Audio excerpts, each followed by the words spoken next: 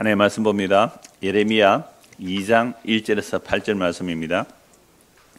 여호와의 말씀이 내게 임하니라. 이르시되 가서 예루살렘의 귀에 외칠지니라. 여호와께서 이와 같이 말씀하시기를 내가 너를 위하여 네 청년 때의 인애와 네 신혼 때의 사랑을 기억하노니 곧 씨 뿌리지 못하는 땅 그 광야에서 나를 따랐음이니라. 이스라엘은 여호와를 위한 성물 곧 그의 소산 준 첫 열매이니 그를 삼키는 자면 모두 벌을 받아 재앙이 그들에게 닥치리라. 여호와의 말씀이니라. 야곱의 집과 이스라엘 집 모든 족속들아 여호와의 말씀을 들으라. 나 여호와가 이와 같이 말하노라. 너희 조상들이 내게서 무슨 불의함을 보았기에 나를 멀리하고 가서 헛된 것을 따라 헛되이 행하였느냐. 그들이 우리를 애굽 땅에서 인도하여 내시고 광야 곧 사막과 구덩이 땅 건조하고 사망의 그늘진 땅 사람이 그곳으로 다니지 아니고 그곳에 사람이 거주하지 아니하는 땅을 우리가 통과하게 하시던 여호와께서 어디 계시냐 하고 말하지 아니하였도다.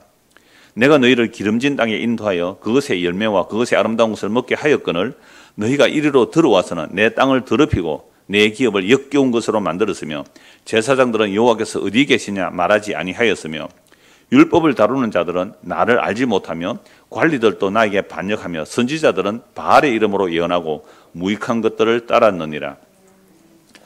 오늘 이 본문을 중심으로 언약을 따라서 28번째 모세 언약 6번째 시간입니다. 제가 지난주 말씀드릴 때에 모세 언약을 복음서에서 한번 서신서에 한번 그렇게 두 번 하고 정리하겠다 말씀을 드렸는데 그렇게 준비하다 보니까 이 예레미야 말씀을 꼭 한 번 더 말씀드려야 되겠더라고요. 왜 그러냐면 우리가 그동안 신명기에서 주로 이제 모세 언약을 살펴보았습니다. 물론 출애굽기도 같이 보았는데요. 그러니까 신명기는 몇 년 만에 언약을 새롭게 한 거예요? 40년 만에. 시내산에서 피를 뿌려 언약을 체결했지만 광야 40년 동안 하나님의 말씀에 순종했습니까? 안 했습니까? 안 했잖아요. 그런데 이제 약속의 땅에 들어가기는 들어가야 되는데 그래서 광야 1세대들이 40년 동안 광야에서 다 죽고 2세대들이 약속의 땅에 들어가기 전에 모압 평야에서 언약을 갱신하는 거죠. 그래서 신명기 자체는 다시 말한다, 거듭 말한다라는 뜻이 그 신자거든요. 물론 우리는 그렇게 이제 해석해서 제목을 붙이지만 원래 성경에 제목은 없어요. 그 제목은 그 히브리인들은 첫 글자를 이제 그 제목으로 붙이기도 하고 그러는데요. 그 신명기라는 뜻은 잘 말했어요. 언약을 새롭게 한다. 그래서 신명기는 전체가 한 문장으로 읽어야 돼요. 한 문장으로. 그래서 언약을 새롭게 하고 이제 약속의 땅에 들어가야 되는 것이죠. 그러니까 이스라엘 백성들이 약속의 땅에 들어갔습니다. 예, 들어갔는데 문제는 하나님의 약속을 지켰습니까? 못 지켰습니까? 못 지켰다는 거예요. 못 지켰다는 거예요. 그래서 이스라엘 백성들이 약속의 땅에 들어가서 언약을 못 지키기 때문에 언약의 저주를 받아 북이스라엘은 이미 아수르의 BC 722년에 망하고요. 남유다는 BC 586년에 바벨론에서 멸망해요. 그래서 남유다는 지금으로부터 약 2500여 년 전에 약 2600년쯤 전에 바벨론에서 멸망하거든요. 그래서 예레미야 선지자는 약속의 땅에 들어간 그 후손의 후손들이거든요. 약속의 땅에서 태어났습니다. 태어났는데 하나님께서 이스라엘 백성을 출애굽시켜서 약속의 땅에 들여놓았는데 이 약속의 땅에 사는 이스라엘 백성들이 하나님의 언약을 어김으로 언약의 저주를 받아서 나라가 망해버렸어요. 나라가 망하는 것은요, 예루살렘 성전까지도 파괴되어 버렸거든요. 나라만 망한 게 아니에요. 하나님을 섬긴다는 그 예루살렘 성전까지 파괴되는 나라의 멸망과 성전의 파괴를 눈으로 목격한 선지자가 예레미야 선지자입니다. 그런데 놀랍게도 이 예레미야 선지자가 하나님의 계시를 받아 새 언약을 예언하고 있거든요. 그러니까 나라가 하나님의 언약을 어김으로 그 모세 언약을 어김으로 율법의 저주를 받아서 완전히 망하는 지경에 새 언약이 등장한다는 거죠. 이 내용을 봐야만 이제 다음 주에 신약에서 새 언약을 완성하러 누가 오셔야 되고 무엇을 하시는지를 알 수가 있습니다. 그래서 오늘 보면 예레미야 2장 1절에서 8절을 방금 읽었습니다만은 예레미야 1장은요, 예레미야 선지자가 부름을 받아요. 예레미야 선지자를 하나님께서 불러서 내가 너에게 내 말을 전하라고 보낸다라고 하니까 나는 뭐 갈 수 없습니다. 항상 그렇게 말해요. 모세도 그렇고 그렇게 해요. 그러나 하나님께서 자기 약속 이루시기 위하여 예레미야를 보내면서 하는 말이 이렇게 말씀하죠. 예레미야는 이렇게 말해요. 나는 뭐 어린아이라 나 아무것도 말할 줄 모릅니다. 이렇게 말해요. 1장 6절 한번 보실래요? 1장 6절. 내가 이르되 슬퍼도소이다 주 여호와여 보소서 나는 아이라 말할 줄을 알지 못합니다. 난 어린아이에서 말도 못합니다. 이렇게 말하죠. 그러니까 하나님께서 아니야 내가 내 말을 네 입에 넣었다. 내가 네 말을 네 입에 넣었다. 9절 보세요. 여호와께서 그의 손을 내밀어 내 입에 대시며 여호와께서 내게 이르시되 보라 내가 내 말을 네 입에 두었노라. 자 10절을 한번 같이 읽을까요? 보라 내가 오늘 너를 여러 나라와 여러 왕국 위에 세워 네가 그것들을 뽑고 파괴하며 파멸하고 넘어뜨리며 건설하고 심게 하였느니라 하시냐. 선지자의 역할은 먼저 뭘 하는 거예요? 뽑아버리고 파괴하고 파멸하고 넘어뜨리는 일을 먼저 해요. 이건 이스라엘 예루살렘만이 아니라 열방 나라도 마찬가지죠. 그 다음에 뭘 하는 거죠? 건설하고 심는 거예요. 그 다음에 건설하고 심는 거죠. 하나님의 말씀이 우리에게 오는 것도 마찬가지예요. 우리가 기존에 가지고 있던 종교성, 기존에 가지고 있는 선악체계, 기존에 가지고 있던 어떤 윤리도덕적인 내 의들, 이 모든 것들 우리에 다 있어요. 이 모든 것들 우리는 다 들어있거든요. 이것들을 하나님의 말씀을 먼저 뭘 해야 돼요? 뽑아내고 파괴하고 파멸하고 넘어뜨리고 나서 그 다음에 뭐 해야 돼요? 건설하며 심는 거예요. 그런데 우리는 교회 나올 때에 여러분 교회 나올 때 이런 거 뽑히고 파괴되고 파멸하고 넘어뜨리기 위해서 교회 나오셨어요? 나는 뽑혀야 돼요. 나는 파괴돼야 돼요. 나는 파멸돼야 되고요. 나는 넘어뜨려져야 되고요. 그렇게 돼야 됩니다. 주여 그렇게 만들어 주십시오. 이렇게 교회 나와서요. 아니면 주여 나는 뽑히지 않아야 되고요. 나는 무너지지 않아야 되고요. 나는 파멸하지 않고요. 나는 승승장구해야 되고요. 갈수록 시작은 미약하였으나 내 나중에 심히 창대해야 되고요. 나는 그렇게 되기를 원합니다. 이렇게 나왔어요. 전자예요, 후자예요?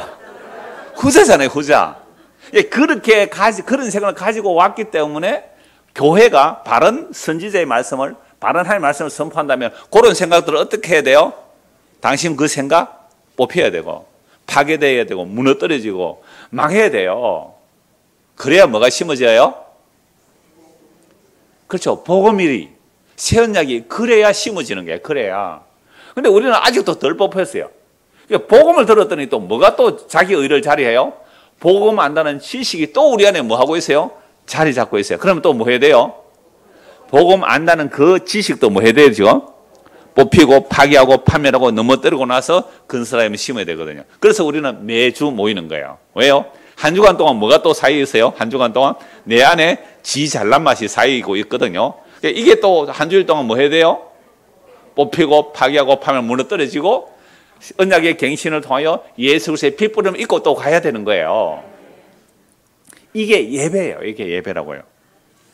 자, 그래서 지금 그 예레미야 2장 다시 보십시오. 2장 참 놀라운 말씀인데요. 2장 1절 여호와의 말씀이 내게 임하니라 이르시되 가서 예루살렘의 귀에 외칠지라 여호와께서 이와 같이 말씀하시기를 내가 너를 위하여 하나님께서 이스라엘을 위하여 예루살렘을 이 북이스라엘이 망했잖아요. 남유다 예루살렘을 위하여 네 청년 때의 인애와 네 신혼 때의 사랑을 기억하노라 이렇게 말씀하고 있죠. 그런데 언제 때입니까 이게? 출애굽해서 광야 있는 40년 동안이잖아요. 그러니까 씨도 못 뿌리는 땅, 그 광야, 그 근근한 땅, 불뱀이 날아다니는 땅, 그때에 네가 나를 따랐다라고 말씀하고 있죠. 그럼 우리 지난주 봤잖아요. 이스라엘 백성이 출애굽할 때 애굽에서도 거역했지만 홍해 바다에서도 건너가고 홍해 바다 건너고 나서 3일 만에 반역하고 그렇게 해서 무려 10번이나 근 1년 안에 무려 10번이나 하나님을 뭐 했다고요? 거역했다. 그러면 40년 동안 거역했을까요? 안 했을까요? 거역했거든요. 그런데 그 광야 동안 하나님께서 뭐라고 말씀하세요? 너의 인애다. 인애가 뭐예요? 인애가 뭐예요? 우리 큰딸 이름이잖아요. 그 인애라는 말이 언약을 따른 사랑이거든요. 언제 이스라엘 백성들이 하나님의 언약을 따라서 하나님을 사랑하며 간 적이 있어요? 없어요? 없어요. 광야 40년 동안 없어요. 그런데 하나님은 내가 그 광야에서 네 인애를 생각한대요. 그리고 또 뭘 생각한다고요? 네 신혼 때의 사랑을. 그러니까 출애굽한 이유가 뭐예요? 출애굽한 이유는 하나님과 결혼하기 위해서 출애굽했잖아요. 그래서 결혼식을 어디서 했어요? 시내산에서. 피를 뿌려 결혼식을 했다고요. 하나님의 남편이고 아내는 이스라엘 백성이잖아요. 그래서 출애굽한 이유가 여러분 결혼하기 위해서 출애굽한 거예요. 여러분 이 세상에서 예수를 믿는다는 것은 누구하고 결혼하기 위해서 예수 믿는 거예요? 예수가 신랑이 우리 신부가 되는 거예요. 교회 오는데 우리는 신랑 신부로 살아가는 거거든요. 근데 왜 3년 만에 왔어요? 그렇게 만나도 되는 거예요, 신랑을? 코로나 끝나고 2년 만에 오신 분도 계시고 1년 만에 오신 분도 계시는데 그거 정상적인 삶이에요. 심각하죠, 이거. 그런데 우리가 이혼 당하지 않는 이유는 하나님께서 우리에게 이혼 정서를 주지 않기 때문에 이혼을 안 당하는 거예요. 우리 교회 헌법은 6개월 동안 무단 결석하면 별명부에 올려버립니다. 다시 말씀드려요. 우리 교회 헌법은 6개월 동안 무단 결석하면 별명부에 올린다고요. 지금 별명부에 올릴 사람 많아요, 지금. 그냥 정리할 거예요, 곧. 저는 인애가 많지 않아요. 그러니까 하나님께서 참 놀라운 거예요. 여러분, 어떻게 광야 40년을 하나님을 10번이나 거역했다는 말은 늘 거역한 거거든요. 늘 거역했는데 어떻게 내가 너를 위하여 그 광야에서 너의 인애와 네 신혼 때의 사랑을 기억한다. 도대체 이게 무슨 말이에요? 광야 40년 동안 하나님께 순종한 적이 없어요. 그런데 어떻게 네 신혼 때에 그 사랑, 그 인애, 언약을 따르는 사랑을 내가 기억한다라고 말하면서 씨 뿌리지 못하는 땅, 그 광야에서 나를 따랐다라고 하면서 3절도 보십시오. 이스라엘은 여호와를 위한 성물 곧 그의 소산죽 첫 열매니 그를 삼키는 자면 모두 벌을 받아 재앙이 그들에게 닥치리라. 여호와의 말씀입니다. 그 애굽이 10가지 재앙 받고요. 출애굽한 이스라엘 백성 추격하던 그 아말렉 벌 받잖아요. 그리고 이스라엘을 약속의 땅에 들어올 때 주변 나라들이 집을 삼키려 했을 때 그들이 다 벌을 받는다고요.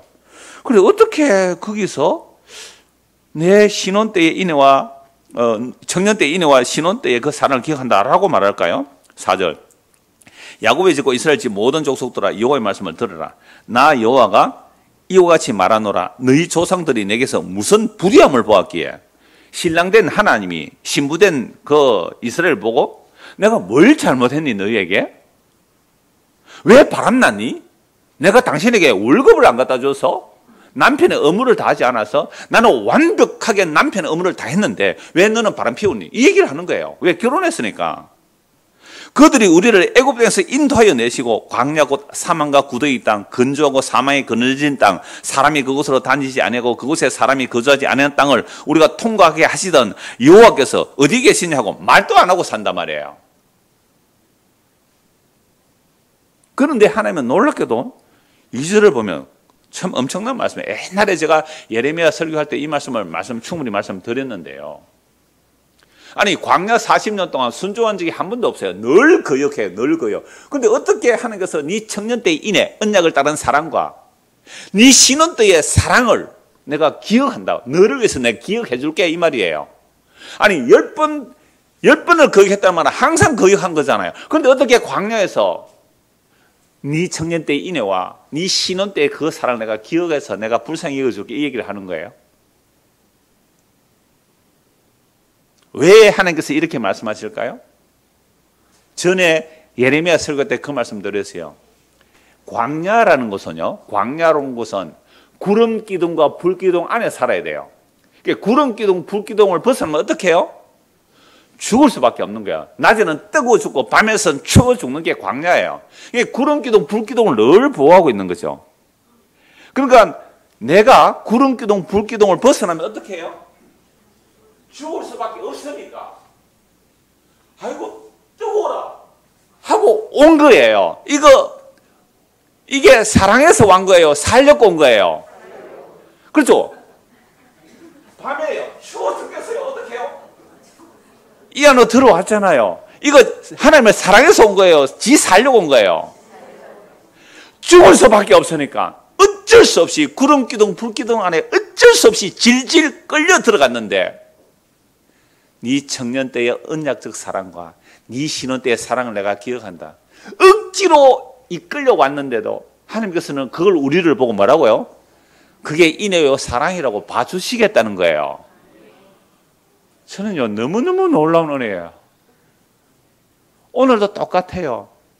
여러분, 예수 믿는다는 삶, 제대로 예수를 알고 믿는다는 삶은요, 아까 뭐 당하는 과정이에요? 뽑히고 파괴당하고 멸망하고 무너뜨려지는 과정이거든요. 뭐가요? 내 자존심이, 내 의가, 내 교만이, 내 자랑들이, 내 세상 영광들이. 그 과정을 좋아서 따라갈 사람 한 명도 없습니다.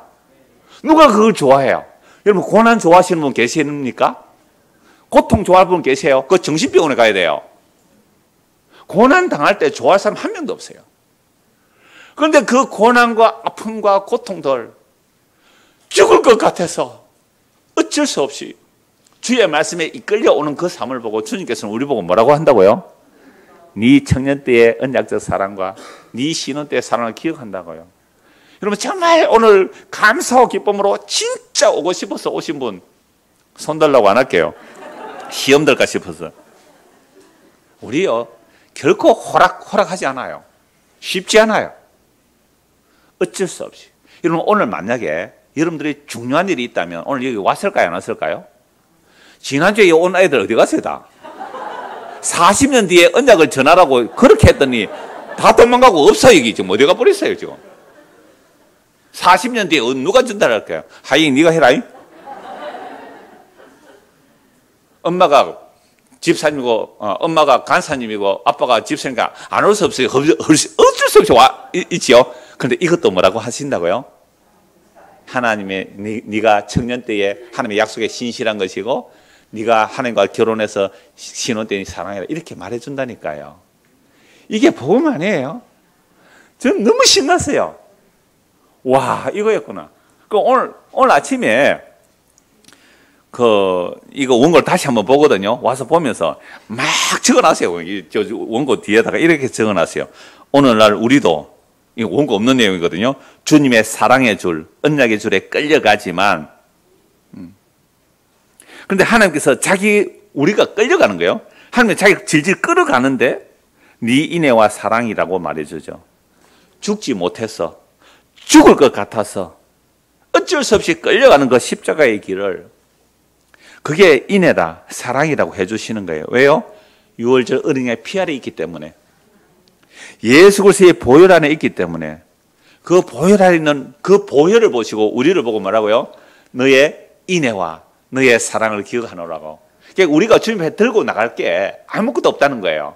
우리는 광야 40년을 거역한 것밖에 없는데, 나는 예수의 피 아니면 나는 살 수 없어서 나는 예수의 피 아래 도망 들어왔습니다. 구름 기둥 불꽃 안에 들어오지만 나는 살 수 없을 것 같아서 내 죄인된 그 모습 이대로, 주여 내가 주님 앞에 나왔나이다. 그래서 복음은 주께서 의인을 부르러 오신 것이 아니라 죄인을 불러 구원하러 오셨다는 이 말씀이 저는 복음이기에 나는 빈손 들고 주께 오늘도 나는 십자가를 붙드나이다. 이렇게 아무 죄만 지고 왔는데 주님께서는 그 어린 양의 피 아래 그리스도의 보혈에 들어왔을 때에 하나님께서는 우리를 보시는 게 아니라 우리 위에 있는 뭐를 보시고요? 그 피를 보고 너 청년의 때의 언약적 사랑을 기억하노라. 네 신혼 때에 내 사랑을 내가 널 위해 기억해 줄게. 널 위해 기억해 줄게.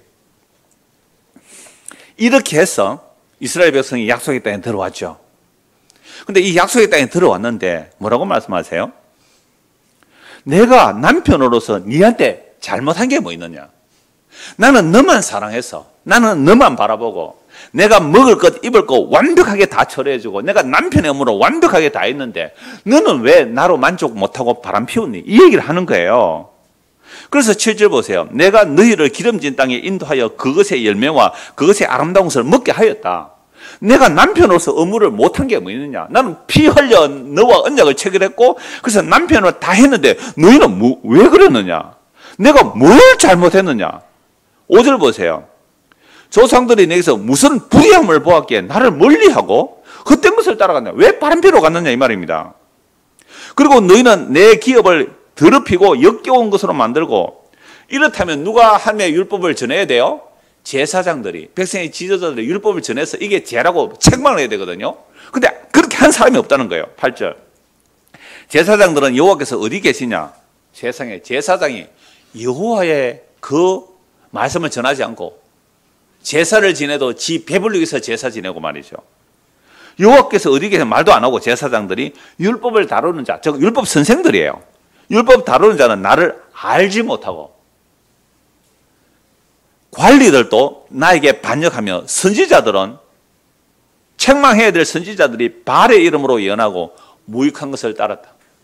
자, 이러면 시내산에서 결혼을 했는데 이 신부들이 이렇게 바람을 피우면 어떻게 된다고요? 저주를 받아야 되죠. 당연히 저주를 받아야 되죠. 신명기 28장을 한번 보십시오. 신명기 28장입니다. 여러분 성경을 이렇게 크게 보지 않고 하나 자구자구에 매이면요, 또 내가 잘해서 복받고 못해서 뭐 저주받고 이런 식으로 또 끌려가요. 신명기 28장 전에 한번 간단히 말씀드렸잖아요. 자, 신명기 28장 일단 15절 먼저 한번 보시죠. 28장 15절. 네가 만일 14절부터 내가 오늘 너에게 명령하는 그 말씀을 떠나 자로나 우로나 치우치지 아니하고, 이거 혼인서약서입니다.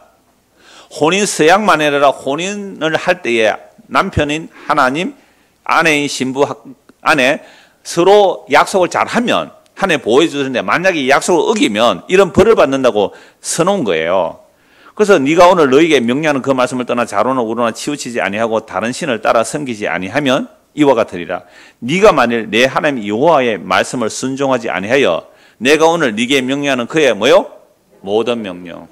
그러니까 613가지 지키다가 하나 어겨도 모든 명령을 지키지 아니하면 이 모든 저주가 네게 임하여 들어가도 저주, 나와도 저주, 뭐 얕던 저주가 엄청나게 올 것인데요. 심지어 이 저주 중에 뭐 전염병, 뭐 재해 이런 건 말도 없이요, 애굽의 온갖 재앙들이 다 올 것이다 라고 말하면서 여자와 약혼했는데요, 세상에 적들이 쳐들어서 내 약혼을 뺏어가 버려요. 집을 건축했는데요, 그 집에 들어가 살지도 못해요. 소를요 키웠는데 소를 뺏겨 버려요. 양 뺏겨 버려요. 자녀들 뺏겨 버려요. 이건요 정말로 어마어마한 저주들이 마구마구 쏟아져요. 심지어 적들이 쳐들어와서 성을 포위하면요, 성을 포위하면 무슨 일까지 일어나요? 굶주리다가, 정말 이런 말씀이 성경에 그대로 기록되어 있어요. 55절 보세요. 54절부터 볼까요? 53절부터 보시죠. 네가 적군에게 애워싸이고 맹렬한 공격을 받아 곤란을 당함으로 네 하나님 여호와께서 네게 주신 자녀 곧 네 몸의 소생의 살을 먹을 것이라.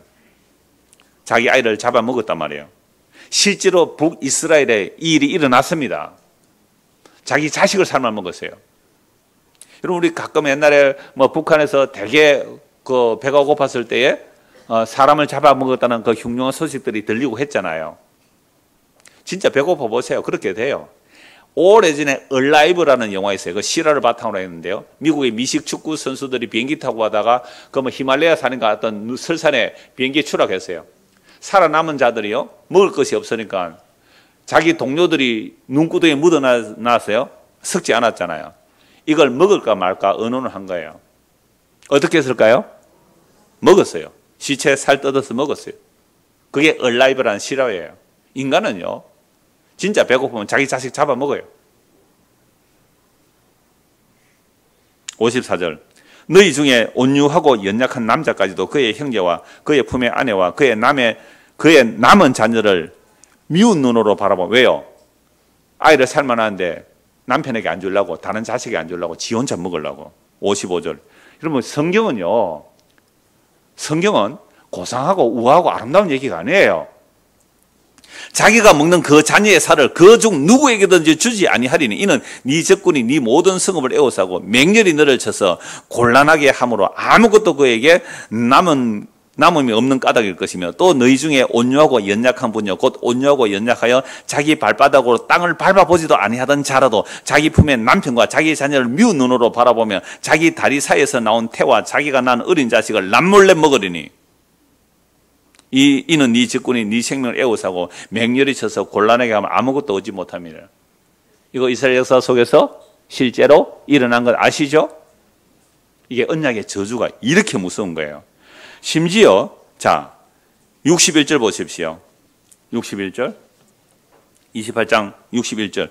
또 이 율법책에 기록하지 아니한 모든 질병과 모든 재앙을 네가 멸망하기까지 여호와께서 네게 내리실. 그러니까 하나님의 언약을 어기면요, 율법책에 기록된 저주와 재앙 외에도 알지도 못한 저주와 재앙을 임하겠다. 이런 말씀이 있는데 우리가 하나님 앞에 뭐 몇 가지를 지켜서 내가 이것저것 잘해서 복을 받겠다. 정말 은간생심이죠. 이 택도 없는 소리예요. 이 거룩하신 하나님의 율법을 하나라도 어기면 이 모든 저주와 재앙이 우리에게 다 오게 돼 있어요. 근데 우리가 굶어서 정말 자식을 안 삶아 먹고 있는 이것은 우리가 잘나서가 아니고 하나님의 긍휼의 풍성함심 때문입니다. 입에 밥이 들어갑니까? 먹을 옷이 있습니까?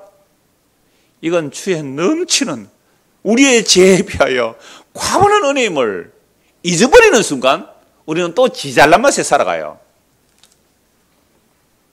62절 너희가 하늘의 별같이 많을지라도 네 하나님 여호와의 말씀을 청종하지 아니하므로 남는 자가 얼마 되지 못할 것이라. 여호와께서 너희에게 선을 행하시고 너희를 번성하게 하시기를 기뻐하시던 같이 이제는 여호와께서 너희를 망하게 하시며 멸하시기를 기뻐하시리니 너희가 들어가 차지할 땅에서 뽑힐 것이요 여호와께서 너를 땅 이 끝에서 저 끝까지 만민 중에 흩으시리니 네가 그곳에서 너와 네 자손들이 알지 못하는 목석 우상을 섬길 것이라. 그래서 북이스라엘은 BC 722년에 아수르에 망해서 우상 숭배하는데 다 포로 잡혀가요.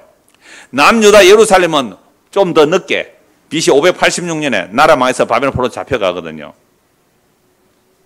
이게 언약의 저주예요.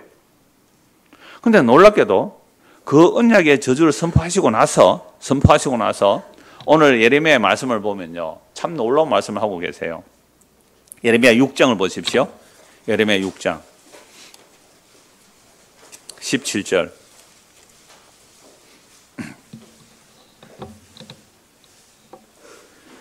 내가 또 너희 위에 파수꾼을 세웠으니 나팔 소리를 들으라. 그러니까 파수꾼은 선지자거든요. 그런데 아까 우리가 앞에서 읽어본 말씀에서 제사장들은 율법을 말하지 않아요. 선지자들은 바알의 이름으로 예언해요.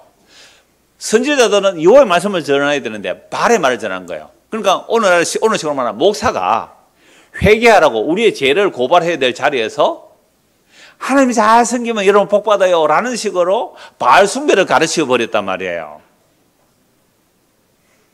성경이 분명하잖아요. 너무 분명하잖아요.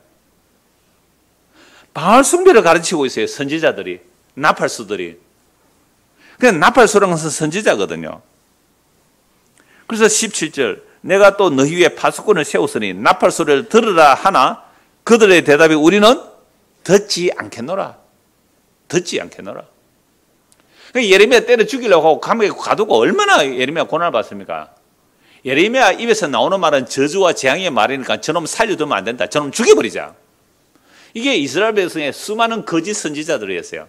수많은 율법 선생들이었어요. 제사장들이었어요. 권력과 결타가요 예레미야를 죽여버려 하나님의 나팔을 꺼버리려고 해요. 이게 이스라엘 역사입니다.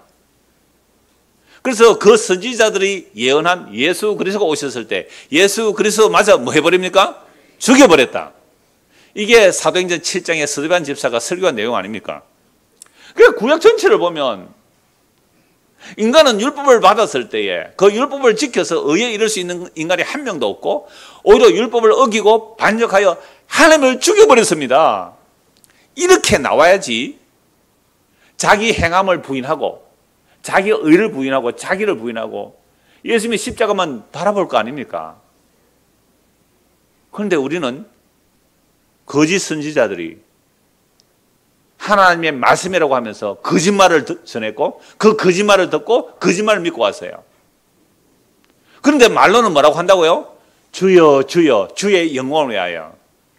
마태복음 7장에 말씀하시죠. 나는 너를 도무지 알지 못하노라. 얼마든지 일어날 수 있어요.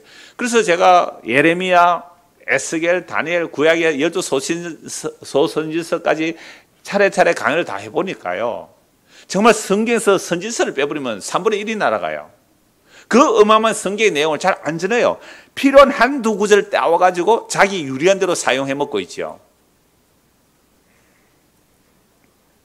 나팔 소리를 들으라. 안 듣겠대요. 여러분들 솔직히 목사가 여러분들에게 좋은 말 해주는 게 좋아요. 뽑혀야 되고 파괴되고 무너뜨려지고 넘어져야 되는데 이 말을 좋아해요. 대답도 안 하잖아요. 봐요. 그리고 17절 같이 한번 읽읍시다. 내가 또 너희 위에 팔수꾼을 세웠으니 나팔소리를 들으라 하나 그들의 대답이 우리는 듣지 않겠다. 딱 맞잖아요. 아무도 대답 안 했잖아요. 방금. 그러므로 너희 나라들아 들으라. 무리들아 그들이 당할 일을 알라. 땅이여 들으라. 왜 땅을 불러요?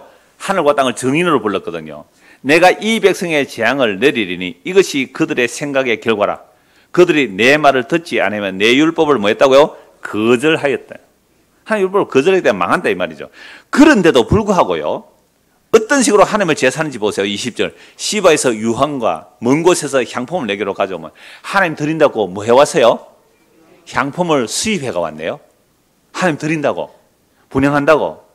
그들의 번제 잘 드려요. 내가 그거 받지 않겠다. 그들의 희생점을 내가 달게 여기지 않겠다. 그러므로 여기서 이와 같이 말씀하시나 보라 내가 이 백성 앞에 장임을 두리니 아버지와 아들들이 넘어지며 이웃과 그의 친구와 함께 멸망하리라 하면서 이제 예루살렘은 멸망하기 시작하는 겁니다. 그래서 이런 재앙이 오는 이유는 율법을 어겼다고 예레미야에서 수없이 말씀하고 있어요.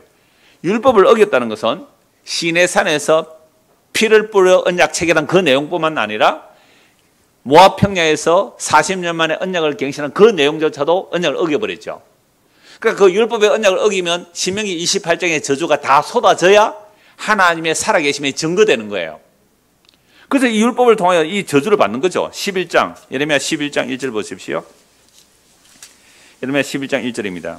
여호와께로부터 예레미야에게 임한 말씀이라 이르시되 너희는 이 언약의 말을 듣고 무슨 말을 듣고요?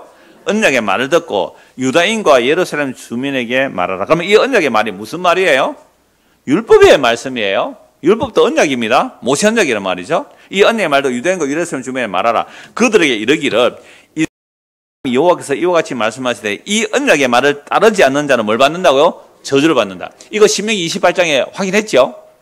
그러니까 언약의 말씀을 따르지 않기 때문에 저주받아요. 그래서 적들이 쳐서 나라 다 망하고 예루살렘 다 파괴되는 거예요. 이 언약은 언제 세운 거예요? 내가 너희 조상들을 새풀무 애굽 땅에서 이끌어내던 날에 그들에게 명령한 것이라. 무슨 언약이에요? 시내산 언약, 모세 언약이잖아요. 곧 내가 이르기를 너희는 내 목소리를 순종하고 나의 모든 명령을 따라 행하라. 그리하면 너희는 내 백성이 되겠고 나는 너희 하나님이 되리라 했더니 이스라엘 백성이 뭐라고 했어요?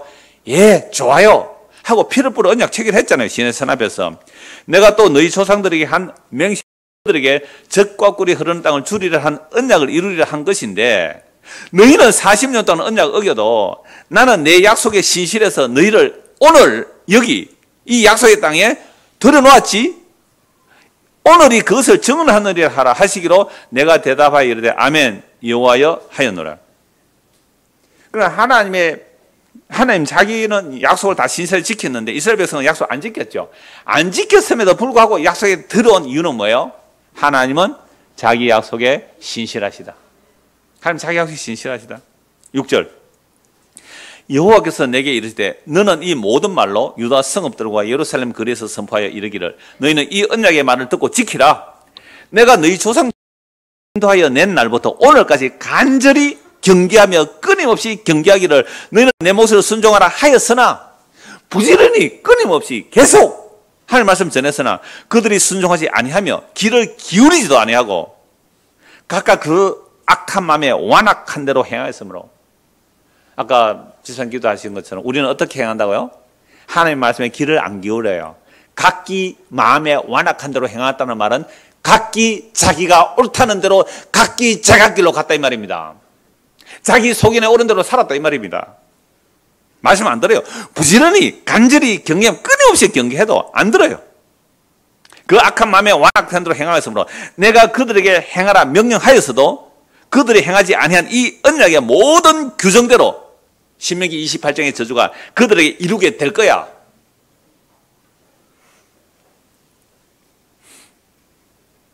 여호와께서 또 내게 이르시되 유다인과 예루살렘 주민 중에 반역이 있도다. 10절 같이 읽읍시다. 그들이 내 말 듣기를 거절한 자기들의 선조의 제약으로 돌아가서 다른 신들을 따라 섬겨 선져 이스라엘 집과 유다 집이 내가 그들의 조상들과 맺은 언약을 깨뜨렸습니다. 북이스라엘 언약 깨뜨려서 아수르에 망해요. 남유다 언약 깨뜨렸기 때문에 시내산 언약 깨뜨려 저주받아 나라 망해요. 그러므로 나 여호와가 이와 같이 말하노라. 보라, 내가 재앙을 그들에게 내리리니 그들이 피할 수 없을 것이라. 그들이 내게 부르짖을지라도 내가 듣지 아니할 것인즉. 왜 안 들어요? 남편을 버리고 하나님 주인됨을 버리고 바알을 남편이라 불렀거든요. 네가 망할 때 바알에게 구원해달라고 그래. 나 이제 너 구원 안 해줄 거야. 그럼 우리가 남편하고 살다가 여자가 바람펴가 저 다른 남자하고 살아요. 그러니까 다른 남자하고 살다가 힘들고 어려워요. 본 남편한테가 도와주세요 하면 여러분들이 본 남편 같으면 남자들이 도와주겠어요? 안 도와주겠어요? 나는 그 아내에게 완벽하게 신랑의 의무를 다 했단 말이에요. 근데 신부가 바람이 나가지고 다른 남자 눈 맞아가고 도망가 사는데 어렵다고 옛 남편 보고 도와주세요 하면 여러분들이 하나님 같으면 도와주겠어요? 안 도와주겠어요? 남자들이요. 나는 도와줍니다. 라고 할 사람 누가 있겠어요? 그래서 그래, 네가 날 버리고 다른 남편 생겼으니 그 남편에게 너 구원해달라 해봐 라고 하는 거예요. 12절. 유다 성읍들과 예루살렘 주민이 그 분양하는 신들에게 가서 부르짖을지라도 그 신들이 그 고난 가운데서 절대로 그들을 구원하지 못하리라. 유다야, 그들이 네 성의 수와 같도다. 너희가 예루살렘 거리의 수대로 그 수치스러운 물건의 제단 곧 바알에게 분향하는 제단을 쌓아도다. 예루살렘의 성읍이 얼마나 많을까요? 그 성읍의 수만큼 온갖 우상들을 섬기고 여호와 하나님께 내 남편이다 라고 말하지 않고 바알에게 내 남편이다. 이게 이스라엘이에요. 이게 남유다예요. 그래서 나라 망하는 겁니다. 예레미야 30장 보시죠.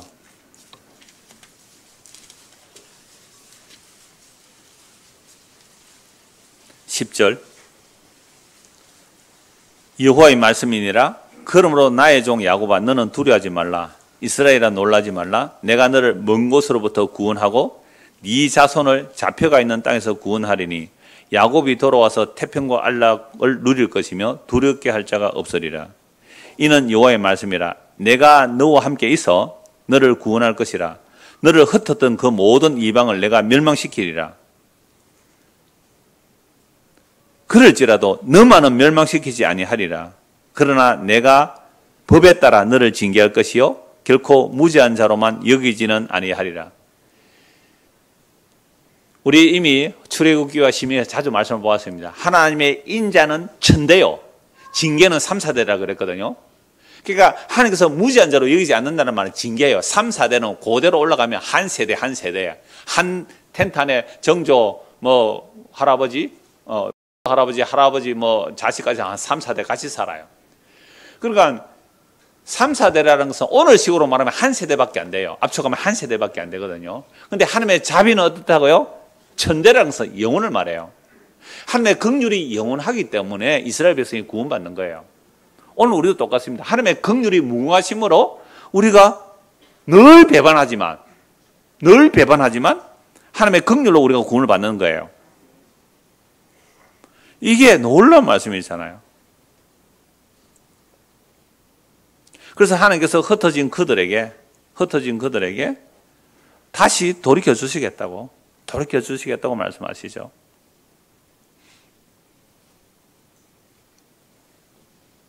(30장 1절 3절) 30장 1절 3절 다시 봅시다. 예레미야 30장 1절 3절. 여호와께로부터 말씀이 예레미야에게 임하여 이르시니라. 이스라엘 하나님 여호와께서 이와 같이 말씀하여 이르시되 내가 네게 일러준 모든 말을 책에 기록하라. 여호와의 말씀이라. 보라, 내가 내 백성 이스라엘과 유다의 포로를 돌아가게 할 날이 오리니 70년에 돌아오는 약속 주시잖아요. 내가 그들을 그 조상들에게 준 땅으로 돌아오게 할 것이니 그들이 그 땅을 차지하리라. 여호와께서 말씀하시니라. 왜 포로 잡혀갔는데 왜 다시 돌아오게 하시는 거예요? 그 이유는 하나님 자기 언약 때문이에요. 하나님 언약 때문에. 그러니까 율법의 언약대로 말하면 그들은 다 버림받아야 돼요. 망해야 돼요. 그런데 왜 다시 돌이켜 주시는가요? 아브라함 언약만이 아니라 모세 언약 안에서도 내 긍휼은, 내 자비는 천대고 징계는 3, 4대라 그랬거든요. 하나님의 은총은 영원함이고 징계는 잠시예요. 그걸 모세 언약에도 담고 있고요. 그보다 더 430년 전에 아브라함 언약은 하나님의 일반적인 은혜 언약이거든요. 그럼 왜 아브라함 언약을 먼저 주시고 그 430년 뒤에 모세 언약을 주시는 거예요? 어떤 인간도 하나님과 사람 사이에 상호 언약, 상무, 상대방이 서로 책임지는 상무 언약으로는 구원받을 자가 한 명도 없다. 이걸 보여주는 게 모세 언약이에요. 근데 우리가 이걸 모르면 또다시 율법 지키면 복받고 안 지키면 저주받는다. 이게 모든 이단들의 특징이에요. 여러분, 이단들이 열심을 내는 이유가 뭐라고요? 행위 구원론자이기 때문에 그래요. 너 이렇게 안 하면 구원 못 받아. 너 이렇게 못하면 구원에 탈락돼. 그따위로 전도해가지고 너 구원 못 받아. 그따위로 봉사해가지고 너는 복 못 받아. 이게요, 예수 그리스도의 십자가를 헛되게 만드는 일들이 교회 안에서 일어난다면 그 교회 이단입니다. 이 이단들은 이미 여러분들 수많은 사람들이 이단에 빠졌다고 오신 분들 많잖아요. 10년 이상 이단에 있다가 오신 분들 많은데요. 딱 한마디로 말하면 이단의 특징은 뭐예요? 행위주의자예요. 행위구원론자예요. 행위구원론자. 그게 뭐 성경을 몰라서 그렇잖아요. 율법이라는 것은 어떤 인간도 자기의 행위와 자기의 의로는 의롭다함을 받을 수 없다는 것을 보여주는 게 율법이라는 거예요. 그래서 율법으로 의롭다함을 받으려면 그 사람은 저주 아래 들어가는 거예요. 이미 몇 주 전에 봤잖아요. 모든 율법을 항상 지켜 행하지 아니하는 자는 저주 아래 있는지라. 그게 갈라디아 3장 10절 말씀 아닙니까? 우리가 이런 성경을 모르니까 어줍지 않은 자기 몇 가지 율법 좀 지켰다고, 다른 사람들보다 교회 좀 열심히 나왔다고, 이제 또 오랜만에 나온 사람 막 위로받습니다 지금.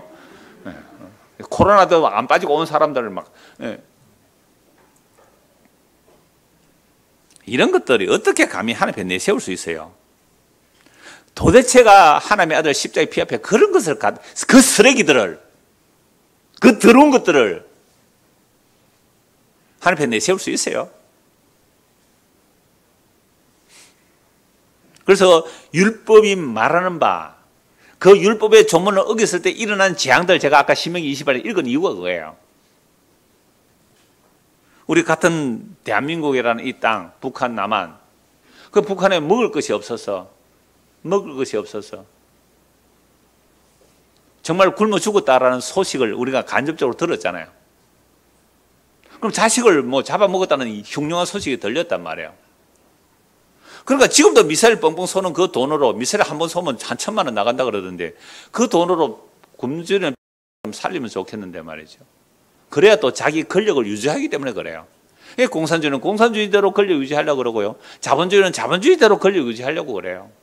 그래서 이 세상은요, 멸망할 세상이에요. 이 세상 멸망할 세상이에요. 그런데 우리가 이 땅에서 내가 지금 믿고 이건 영원할 거야, 이건 영광스러운 거야, 그거 교회 오면요 산산이 뽑히고 산산이 부서지고 산산이 날아가 버려야 돼요.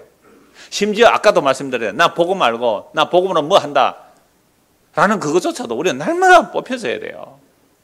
그래야 빨가벗겨져요. 우리의 마음의 생각들이 빨가벗겨져서 어찌할꼬 부끄러워져야 대제사장에게 달려가죠.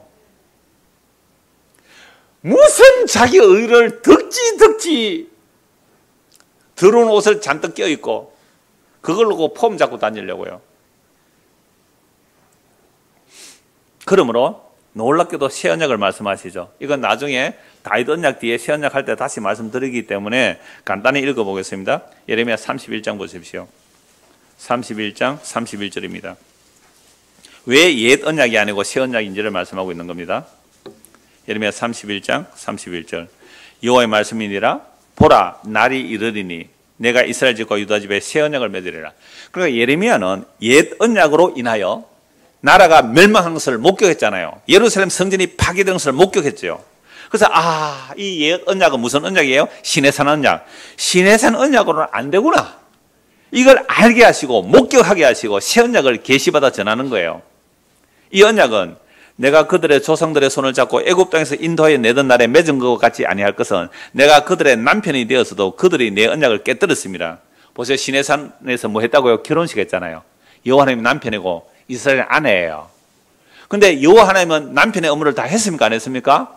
완벽하게 다 했어요. 넘치도록 하셨어요. 넘치도록. 그런데도 불구하고 그 남편 버리고 바알을 숭배했다고요. 아수르를 의지하고 바벨론을 의지하고 애굽을 의지해요.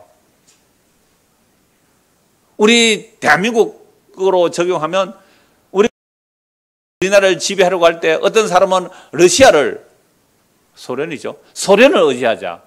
어떤 사람은 미국을 의지하자. 어떤 사람은 일본을 의지하자. 그래서 나라가 세 개로 나누었다고요. 그러면 아니다. 독립하자. 네 개로 나눴네요. 의견은 독립하자.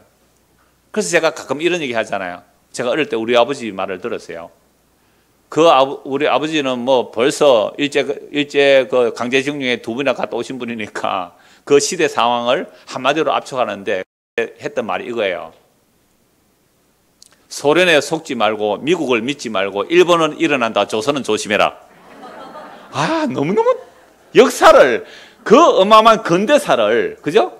그 일본에서 우리가 일제가 해방되고 나서 일본 망해버렸잖아요. 일본에서 해방되고 이 민중들이 나오는 그런 작은 압축들은 시대를 다 말해주는 거예요. 일본 망해버렸는데 일본 일어났죠. 소련 속지 마세요. 이걸 언어 놀이잖아요. 워드플레이 하는 거죠. 소련에 속지 말고 미국은요 믿지 말고 일본은 일어나. 조선은 조심해라. 그러니까 지금 보세요. 출애굽해서 하나님과 이스라엘이 결혼했거든요. 결혼할 때는요, 신랑이 너무 멋져 보이잖아요. 10가지 재앙을 퍼부어 버리잖아요. 홍해 갈라요. 구름기둥, 불기둥 인대요. 만나 내려요. 반석에서 물이 나와요. 자, 이제 여호와 하나님 우리 내 남편으로 이제 결혼하면 이제는 아무 걱정 없을 거야. 하나님 보호해 주실 거야라고 했거든요. 그런데 이놈 남편이 세상에 맨날 주는 게 뭐밖에 안 줘요? 아침에도 만나, 점심에도 만나, 저녁에도 만나. What is it? What is it? 이게 뭐냐? 처음 먹는 음식이거든요. 그러니까 막 고기도 먹고 싶고, 그죠? 외식도 하고 싶고. 그래서 불평원망 그렇게 하잖아요. 그러니까 내가 너희의 남편이 돼서 애굽에서 너희를 내 손을 잡고 이끌고 약속의 땅에 들어가는데 끌려는 나왔지만은 마음은 어디로 갔다고요? 늘 애굽으로 가더라. 이게 옛 언약의 한계예요. 옛 언약이라는 것은 인간의 마음을 바꿔낼 능력이 없어요. 정죄는 해요. 너가 어기면 죽는다. 그러니까 바꿔낼 능력이 없기 때문에 새 언약을 말씀하시는 거예요.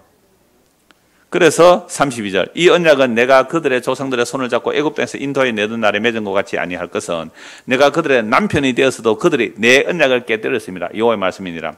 그러나 그날 후에 내가 이스라엘 집과 맺은 언약을 이러하니 곧 내가 나의 법을 그들의 속에 두며 그들의 마음에 기록하여 나는 그들의 하나님이 되고 그들은 내 백성이 될 것이라. 언약의 내용은 같아요, 달라요? 언약의 내용은 같습니다. 나는 너희 하나님 되고 너희는 내 백성 될 거야. 다른 말로 나는 너희의 남편이 되고 너희는 나의 신부가 될 거야. 나는 너희의 아버지가 되고 너희는 나의 자녀가 될 거야. 나는 목자가 될 거고 너희는 나의 양이 될 거야. 나는 포도나무가 되고 너희는 가지가 될 거야. 모든 언약을 관계성으로 설명하고 있어요. 이게 새 언약이거든요. 그러니까 새 언약이 있는데 포도나무 가지가 포도나무에 붙어있지 않으면 말라 죽잖아요. 전부 새 언약을 설명하는 내용이에요. 그래서 우리가 예수 믿는 거. 내 백성들과 여호와의 말씀이다. 그들이 각기 이웃과 형제를 가르쳐 이르기를 너는 여호와를 알라. 이게 율법적 가르침은 의미 없다 이 말입니다. 여호와 알아라, 여호와 알아. 엄청나게 성경에 말을 해요. 이제 율법적 가르침으로 안 된다는 걸 아는 거예요. 알라 하지 아니하리니 율법적 가르침이 아니라는 거죠. 이제는 성령께서 오셔서 성령께서 이 율법이 뭔지, 언약이 뭔지 성경에서 알게 해주세요. 그럼 목사 필요 없어요. 진짜로 필요 없어요. 너에게 하나님의 기름 부음이 있다면 가르침 받을 필요가 없다고 요한일서 2장 27절에 말씀하고 있거든요. 그래서 여러분들이 정말로 복음으로 정말 제대로 알게 되면 목사 이제 그만 나가시면 여러분들이 정말로 복음을 아시고 그렇다면 예 감사합니다 하고 저는 다른 데 갈게요. 이 이야기를 우리는 선포하고 알려주는 거예요. 복음의 선포를 하는 거예요. 그럴 때에 회개하고 예수 믿으면 뭘 얻어요? 구원 얻어요. 그런데 이런 율법의 저주가 뭔지를 안 전해주고 모세의 수군이 가려져서 율법의 조문을 전해버리면 신약으로 율법의 조문을 전해버리면 이건 우리로 하여금 회개할 기회를 안 주는 것이고, 다시 내가 율법 지킴으로 나가버리면 예수를 버리게 되는 일이고, 그렇게 되면 저주받게 하는 일이에요. 이거는 양보할 문제가 아니에요. 양보할 문제가 아니란 말이에요. 그래서 바울 사도는 하늘에서 내려온 천사라 할지라도 내가 전한 복음을 거절하면 저주받으라 이렇게 말해버리잖아요. 천사같이 아름답고 천사같이 멋있고 천사같이 완벽하게 여러분들을 위로하고 다닥거리고 위로해 준다 할지라도 다른 복음 전하면 그건 사탄이라는 거예요. 그래서 성령님 하면 다시는 각기 이웃과 형제를 가르쳐 이르기를 너는 네 여호와를 알라 하지 아니하리니 이는 작은 자로부터 큰 자까지 다 나를 알기 때문에 내가 그들의 악행을 사하고 어떻게 해요? 다시는 죄를 기억하지 아니하리라. 다시는 죄를 기억하지 아니하리라. 이게 옛 언약과 새 언약의 차이예요. 옛 언약은 죄를 계속 기억하게 해요. 그래서 징계를 받아요. 3, 4대 징계를 받는데 죽을 고생을 해요. 하나님의 긍휼이 영원을 하지만 그래서 돌아오지만 죽을 고생한단 말이에요. 그런데 새 언약은요, 우리의 죄를 사하시고 다시는 기억 아니하시리. 기억 아니하시리. 저는 이 말씀 때문에 이 앞에서 설교합니다.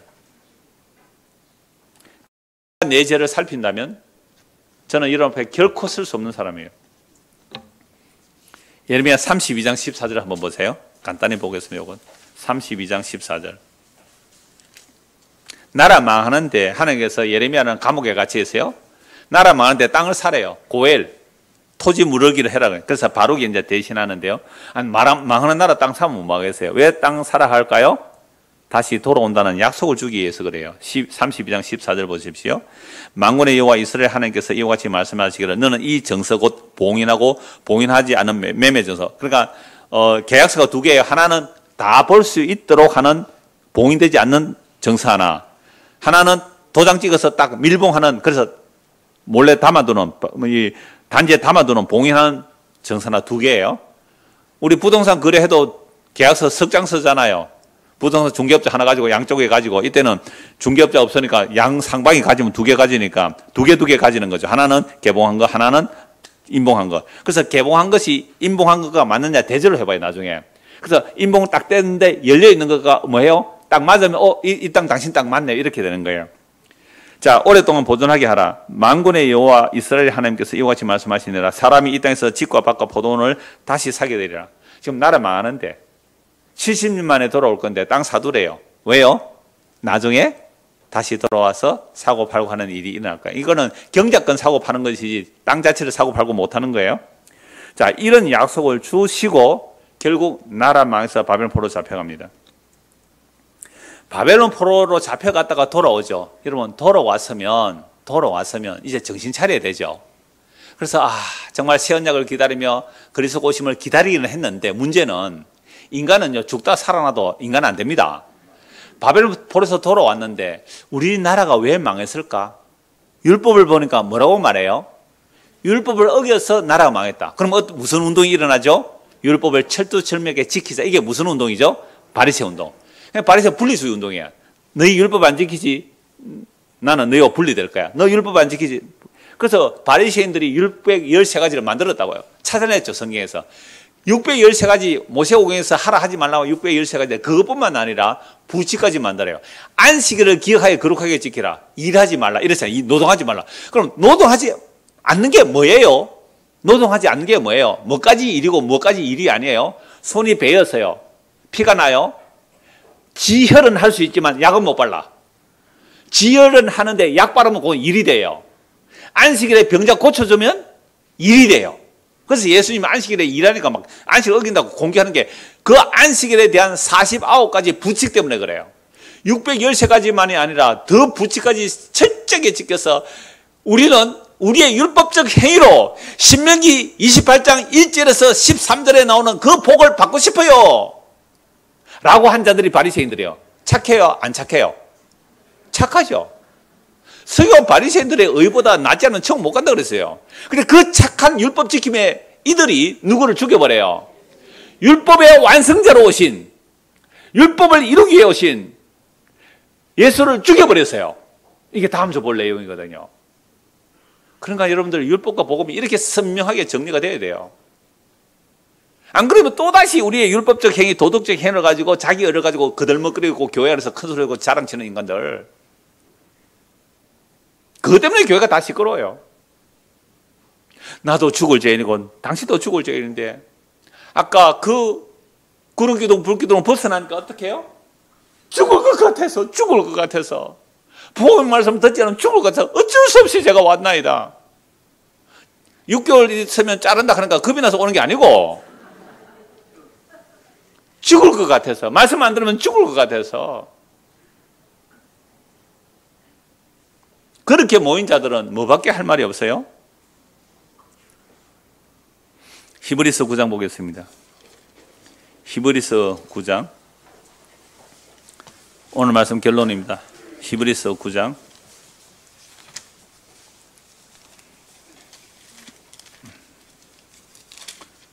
7절입니다.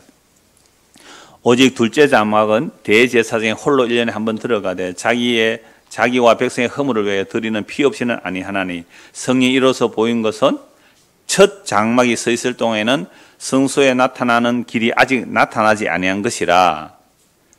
이 장막은 현재까지 비우니 이에 따라 드리는 예물과 제사는 섬기는 자를 그 양심상 온전하게 할 수 없나니 이런 것은 먹고 마시는 것과 여러 가지 씻는 것과 함께 육체의 예법일 뿐이며 뭐 할 때까지요? 개혁할 때까지. 그러니까 옛 언약은 새 언약이 올 때까지라는 말씀이죠. 옛 언약은 새 언약이 올 때까지. 11절. 그리스도께서는 장래 좋은 일에 대제사장 오사 손으로 짓지 아니한 것 곧 이 창조에 속하지 아니한 더 크고 온전한 장막으로 말미암아 염소와 송아지의 피로 하지 아니하고 오직 자기의 피로 영원한 속죄를 이루사 단번에 성소에 들어가셨느니라. 새 언약은 단번에 영원히 십자가로 염소와 황소의 피와 및 암송아지의 죄를 부정한 자에게 뿌려서 그 육체를 정결하게 하여 거룩하게 하거든 하물며 영원한 성령으로 말미암아 흠없는 자기를 하나님께 드린 그리스도의 피가 어찌 너희 양심을 죽은 행실에서 깨끗하게 하고 살아계신 하나님을 섬기게 하지 못하게 했느냐. 28절입니다. 이와 같이 그리스도도 많은 사람의 죄를 담당하시려고 단번에 들이신 바 되셨고 구원에 이르게 하기 위하여 죄와 상관없이 자기를 바라는 자들에게 두 번째 나타나리라. 우리가 예수를 믿으면 죄 용서받아요. 제가 단번에 영원히 주님의 피로 용서받았다는 사실을 아는 사람은 물론 우리 육체가 죽을 때까지 죄의 욕망들이 나오지만 이미 그리스도 안에서 죽은 걸로 하나님께서 간주해버리거든요. 이런 자들은 우리 주 예수 그리스도의 그 나타나심, 그걸 재림이라고 그래요. 재림이라는 단어는 없지만 다시 나타나. 그래서 죄와 상관없이 자기를 바라는 자들에게 두 번째 나타나시리라. 그 영광의 날에 우리가 옛 사람을 완전히 벗어버리고 그리스도의 영광의 샘을 입게 될 그 날에야 가야 우리 안에 아직도 이 죄와 사망의 몸에서 갈등하면 이것이 완전히 해결되거든요. 그 날이 올 때까지는 우리는 뭐 할 수밖에 없어요? 단식해요. 성령의 처음 익은 열매를 받은 우리조차도 단식하며 몸의 속량, 몸의 구속을 기다리는 그날은 그래서 오시는 날이고 이 역사 속에서 우리의 죽음은 죄가 그치는 날이에요. 더 이상 옛 몸이 지배 못하는 죽음. 그래서 성도는 죽음도 복이 있고 그 그리스도 안에서 죽은 자들은 복이 있고 이들은 뭘 기다리고 돼요? 그리스도의 나타나심을, 그리스도 다시 오심을. 그 영광의 날을 소망한다면 고3들 걱정하지 마시고 믿음으로 잘 감당해내시기를 부탁합니다. 기도하겠습니다. 하나님 아버지 은혜를 감사합니다. 참으로 인간의 행위가 어떠한지 성경은 낱낱이 드러내고 있습니다. 그러면 어떤 인간도 자기의 율법 지킴이나 도덕적 선행으로 구원에 이를 수가 없고 의에 이를 수가 없음을 보여주시고 오직 예수 그리스도의 십자가의 핏부림으로 단번에 영원히 우리의 죄를 용서하시고 기억도 아니하신다는 이 놀라운 복음 안에 살아가는 우리 모두가 될 수 있도록 은혜를 베풀어 주시옵소서. 예수 그리스도 이름 받들어 기도드리옵나이다. 아멘.